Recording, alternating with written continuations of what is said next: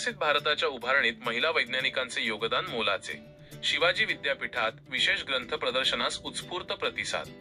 विकसित भारताच्या ध्येयपूर्तीमध्ये विज्ञानाची भूमिका अत्यंत निर्णायक राहणार असून या क्षेत्रात महिला वैज्ञानिकांची संख्या वाढणे ही काळाची गरज आहे.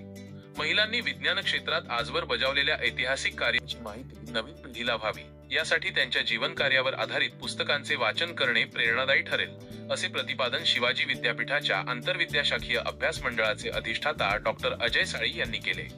राष्ट्रीय विज्ञान दिनानिमित्त विद्यापीठाच्या बॅरिस्टर बाळासाहेब खर्डेकर ज्ञानस्रोत केंद्रातर्फे विज्ञानातील महिला विकसित भारत निर्मितीमध्ये योगदान या केंद्र सरकारच्या मध्यवर्ती संकल्पनेवर आधारित विशेष ग्रंथ प्रदर्शनाचे आयोजन करण्यात आले होते.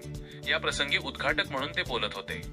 या प्रदर्शनात विद्यापीठाच्या ग्रंथालयातील निवडक, दुर्मिळ आणि अत्यंत महत्त्वाच्या अशा एकूण 116 विज्ञानविषयक पुस्तकांचा समावेश करण्यात आला होता. यामध्ये doctor APJ Abdul Kalam, doctor Jayant Narlikar, Achyut Godbole, Niranjan Ghate, doctor Bal Phondke आणि माधव गाडगीळ यांसारख्या दिग्गज भारतीय शास्त्रज्ञ व लेखकांच्या साहित्याचा खजिना मांडण्यात आला होता. विशेषतः महिला संशोधकांचे शोधप्रबंध आणि महिला वैज्ञानिकांच्या जीवन कार्यावर प्रकाश टाकणाऱ्या पुस्तकांसाठी स्वतंत्र दालन सज्ज करण्यात आले होते, ज्याला विद्यार्थिनींनी उत्स्फूर्त प्रतिसाद दिला. विज्ञानाचा इतिहास, शास्त्रज्ञांची चरित्रे आणि वैज्ञानिक संकल्पनांचे सोप्या भाषेत विश्लेषण करणाऱ्या या प्रदर्शनास डॉक्टर रणधीर शिंदे, डॉक्टर धनंजय सुतार, डॉक्टर सचिन कुमार पाटील यांच्यासह विद्यापीठातील अनेक मान्यवर, कर्मचारी आणि विद्यार्थी मोठ्या संख्येने उपस्थित होते.